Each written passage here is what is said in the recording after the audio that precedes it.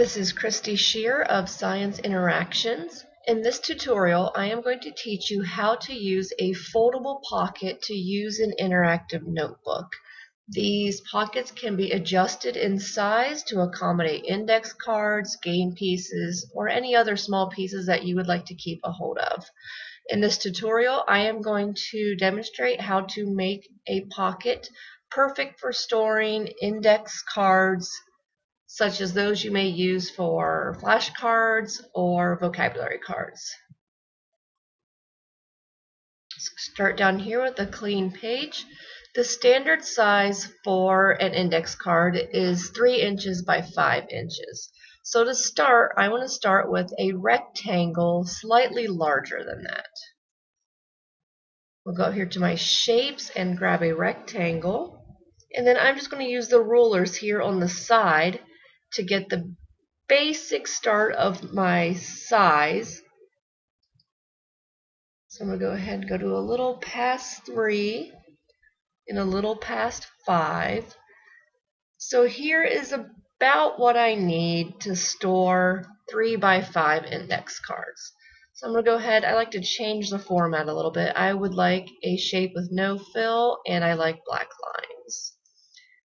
I'm going to move this down here over to the edge to give me more space, and I'm going to copy this.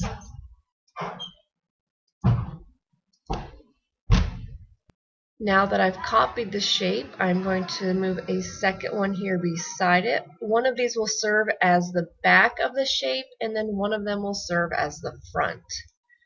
When I've made my pockets in the beginning, I always made the back and the front the same size. But what I've learned, if you make the back a little bit longer, you'll have a little extra flap at the top to fold over the opening at the top to help hold the cards in the pocket, like if the notebook were to be carried upside down. So I'm going to go ahead and adjust these over a little bit to make room to extend this back a little bit. We're going to make this guy over here the back. So this section here, this extra section, when this is all folded up, it'll be a little bit longer so it can be folded over to make the back flap at the top to cover the opening. And then the next thing we need to do is we need to make side flaps to hold the side shut when we fold this. So I'm going to go ahead and I'm going to copy this again, and then I'm just going to shrink it down. So this will be one of my side flaps, and let's see, I'll copy this shape. And then this will be my other side flap. Now I like to label all of my pieces just to deter any confusion.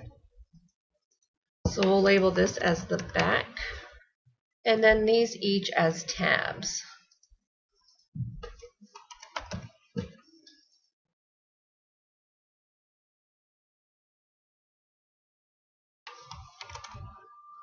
Now for the title of your vocabulary pocket or game pocket, you could make a fancy title using word art.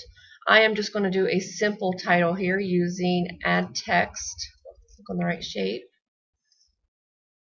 And we will call this one the periodic table game pieces. Go ahead and highlight the text. It doesn't want to show up. We'll make it black.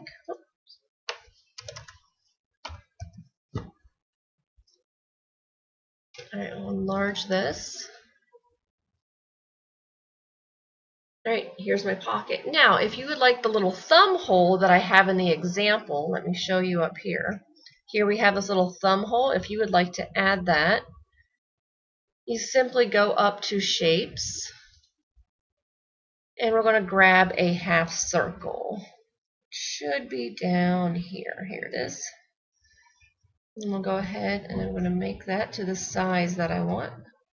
I'll scooch this here, and then I'll just change it to no fill and black.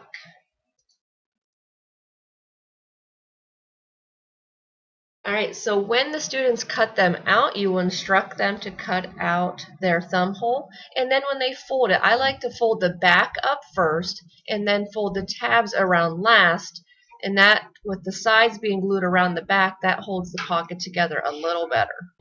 If you prefer not to make your own pocket, these pockets can be purchased at my Teachers Pay Teachers store, Science Interactions, for $1.